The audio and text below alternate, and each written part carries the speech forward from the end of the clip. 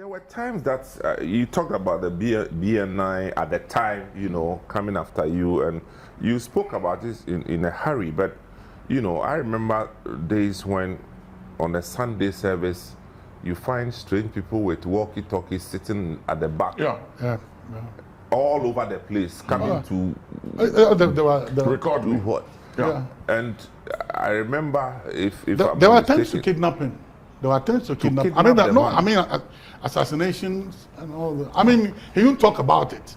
But those were because also... One of the times, if I remember, we were out of secondary school. They came to take him and shaved his head. Yeah. We were praying one Tuesday night, and the word of the Lord came and said, they are coming for you.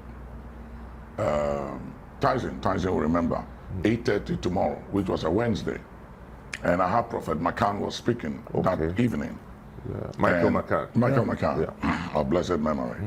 And just before the time, Tyson came to see me that there was a gentleman here who wanted to see me from BNI.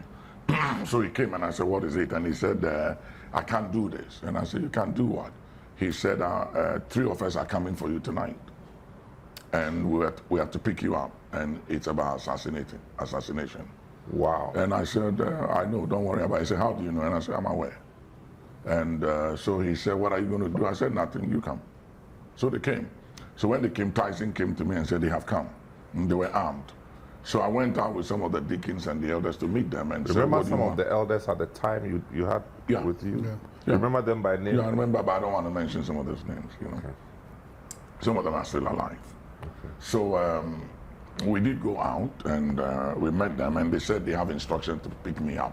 And I said, but I reported today, this morning, I reported. So why are you coming now? You have my passport. And they said they cannot tell me, but they have instructions to pick me up. And I said, I know why you are here.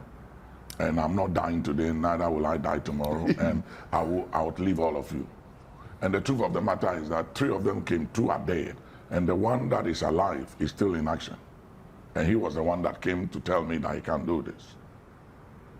And it was a very difficult time in those days. And when I was being investigated for all kinds of lies that were told the authorities about me, and when all that failed, they had to go outside to investigate me in all the churches I preached when I was traveling.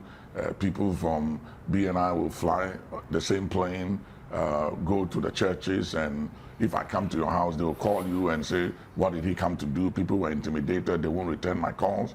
Members of the church left me. A lot of people were afraid. And I don't want to mention some preacher's name. I spoke to Robert and Pierre Kofi, and I said, Bobby, this thing is not about me. It's about the charismatic move. And if you people make a mistake, after me, they are coming for all of you. And it wasn't long, and the law 221 came. And the law 221 was very, very deadly. That's the PNDC law 221 at the time. To shut down all churches that and worship. To re-register something. Re-registering, and then if you didn't have a place of worship and you were worshiping in a school building, classroom, all those things, they'll shut you down. So we had to go into a fast for 21 days, and I have to enforce Psalm 55 verse 9. Destroy, O Lord, and divide their tongues 3 times a day for 21 days. And that law was shut down with a confusion in Parliament. And there were churches who, powerful churches in those days, who felt like I was pulling their crowd and their young men and women. So they had to find ways to shut me down. And they tried everything, but it didn't work. These were some of the things, and some people too did not understand what was going on at that time, because you may have friends like Job, Eliphaz, and all that. They may have, they love you, but they don't understand the dealings of God with you.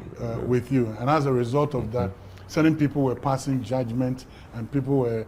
But God rescued the church from. It wasn't about him. That's what we didn't understand. It wasn't, because it was all of us, but because he was the front man, the arrows took the bullets. And we need to understand too that sometimes also the burden you bear or the oil you carry would also bring you to a place of sacrifice to kill you. For example, Gideon has been given the power, the authority to go and rescue the whole of Israel. But there's an altar. In breaking down the altar, In his father's house. in his father's house, and there's a threat. So some of the warfare that he had, and I remember one time when I came to Action, and then the title of my message was "Everybody Go With You," you know? And I said to them, because the warfare that he had, some of it was not about him, but about certain altars too that he was dealing with in the land, not just in the land, but in Africa. That's correct. You know, because his reach was much more bigger than this Ghana. time, You know.